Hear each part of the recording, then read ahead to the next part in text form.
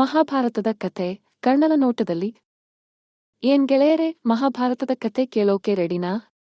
ಈ ಕಥೆಯಲ್ಲಿ ಕರ್ಣನ ಪಾತ್ರ ಎಷ್ಟು ಮುಖ್ಯ ಅಂತ್ ನಿಮ್ಗೆ ಗೊತ್ತಾ? ಬನ್ನಿ, ಕರ್ಣನ ಕಣ್ಣಿಂದ ಮಹಾಭಾರತವನ್ನು ನೋಡೋಣ. ಕರ್ಣ ಸೂರ್ಯದೇವನ ಮಗ, ಆದರೆ ಕುಂತಿಯಿಂದ ತ್ಯಜಿಸಲ್ಪಟ್ಟ ರಥಚಾಲಕನಾದ ಅಧಿರಥ ಮತ್ತು ಅವನ ಹೆಂಡತಿ ರಾಧಾ ಅವನನ್ನು ಬೆಳೆಸಿದರು. ಅವನು ಸೂತ ಪುತ್ರನಾಗಿ ಬೆಳೆದ ಕ್ಷತ್ರಿಯನಲ್ಲ. ಅವನಿಗೆ ಬಾಲ್ಯದಲ್ಲಿ ತುಂಬಾ ಅವಮಾನ ಆಯಿತು.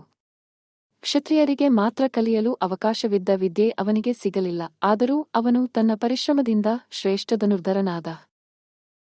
ದ್ರೋಣಾಚಾರ್ಯರು ಅರ್ಜುನನನ್ನು ಶ್ರೇಷ್ಠ ಧನುರ್ಧರನನ್ನಾಗಿ ಮಾಡಲು ನಿರ್ಧರಿಸಿದ್ದರು. ಕರ್ಣನಿಗೆ ವಿದ್ಯೆ ಕಲಿಸಲು ನಿರಾಕರಿಸಿದರು, ಏಕೆಂದರೆ ಅವನು ಕ್ಷತ್ರಿಯನಲ್ಲ. ಇದು ಕರ್ಣನಿಗೆ ತುಂಬಾ ನೋವುಂಟು ಮಾಡಿತು.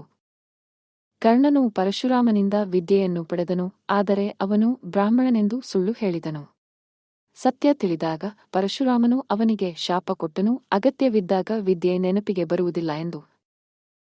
ಕುರುಕ್ಷೇತ್ರ ಯುದ್ಧದಲ್ಲಿ ಕರ್ಣನು ಕೌರವರ ಪರವಾಗಿ ಹೋರಾಡಿದನು.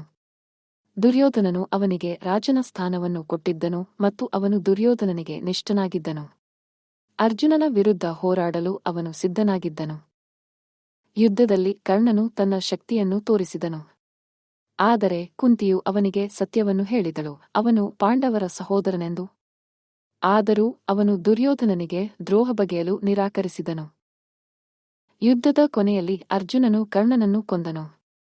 ಕರ್ಣನು ವೀರನಾಗಿ ಹೋರಾಡಿದನು, ಆದರೆ ಅವನ ಶಾಪ ಮತ್ತು ದುರದೃಷ್ಟ ಅವನನ್ನು ಸೋಲಿಸಿತು. ಕರ್ಣನ ತ್ಯಾಗ ಮತ್ತು ನಿಷ್ಠೆ ಇಂದಿಗೂ ನೆನಪಿನಲ್ಲಿ ಉಳಿಯುತ್ತದೆ. ಈ ಕತೆ ನಿಮಗೆ ಇಷ್ಟ ಆಯ್ತಾ? ನಿಮ್ಮ ಅನಿಸಿಕೆಗಳನ್ನು ಕಾಮೆಂಟ್ ಮಾಡಿ ತಿಳಿಸಿ. ನಮ್ಮ ಚಾನೆಲ್ ಅನ್ನು ಸಬ್ಸ್ಕ್ರೈಬ್ ಮಾಡಿ ಮತ್ತು ಲೈಕ್ ಮಾಡಿ. ಮುಂದಿನ ವಿಡಿಯೋದಲ್ಲಿ ಸಿಗೋಣ.